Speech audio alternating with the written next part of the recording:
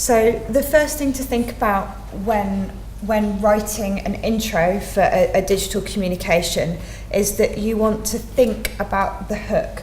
So what I mean by that is what is it in your communication that's going to make people want to read and to keep reading. Eye tracking studies show that people give the top of a web page much more attention than the rest of the web page. If you think about your Facebook profile, that spot where your picture is where the eye tracking studies show people instinctively look for longest and hardest when they look at a web page. So it's really important to make sure that the thing that is going to encourage your user to read your information is in that spot.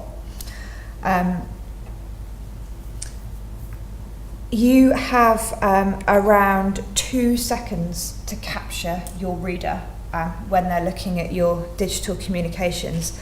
Research shows that most people will read the first few words of the first paragraph. If that doesn't interest them, they will then read the first few words of the second paragraph. If that still doesn't interest them, that's it, they're gone. We all know how we browse the web, and you do it really, really quickly. You don't pay a lot of attention to the information that isn't relevant to you. So it's really important, if you want to hook people, if you want to get them to read, you've got a very, very small amount of time and a very small amount of space in which to do it. So it's really important to get those key things into those spaces. And we do that, as we've discussed, by making sure that we're writing for our target audience. If it's a really good targeted communication, then they're going to get there, and it's going to be what they're expecting and what they're looking for, so they're going to read on. It's also worth thinking about that a good intro can also become a tweet. So like the example we looked at earlier, where the headline was also what was in the Twitter message. If you've got a really good, well-constructed introduction to your piece, then there's a chance that you can just lift that and paste that straight into Twitter, LinkedIn, Facebook, academia, whatever it may be, whatever platforms you might want to be sharing on.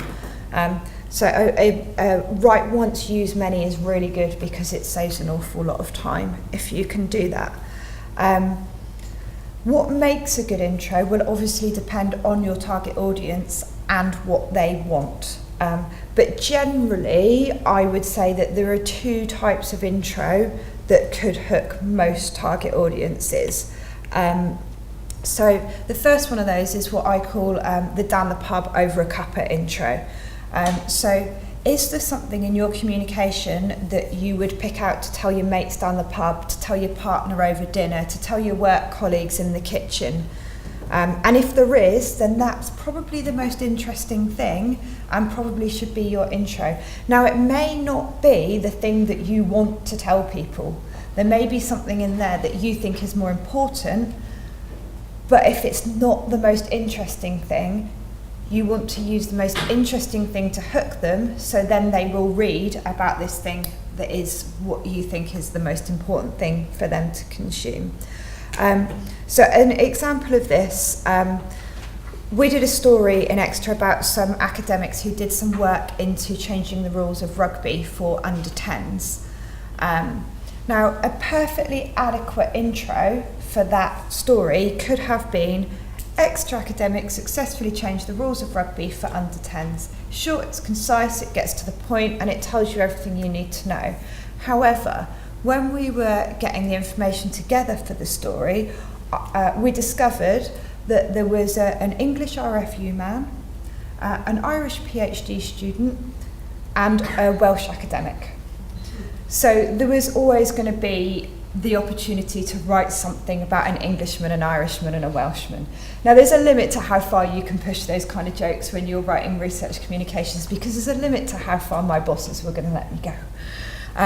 So when we put it together, our intro became: an Englishman, an Irishman, and a Welshman have worked together for the good of English rugby. Sounds like the start of a bad joke, but in this case, the international trio brought about change that has benefited more than 85,000 rugby playing youngsters in England. So what we actually really wanted people to know was that the work they'd done benefited English rugby, and it affected 85,000 kids. and we tried to get it out there in a way that if you read that first sentence, you might actually think, what's all this about, and read on. And that's the point of having that thing that's interesting. When putting the story together, it was noted that every time you told someone about it, you go, oh yeah, there's an Englishman, an Irishman and a Welshman.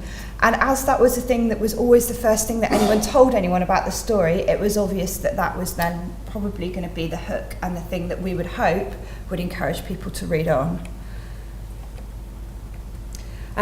There's also the current affairs hook. I've picked this example of a blog from Bath, and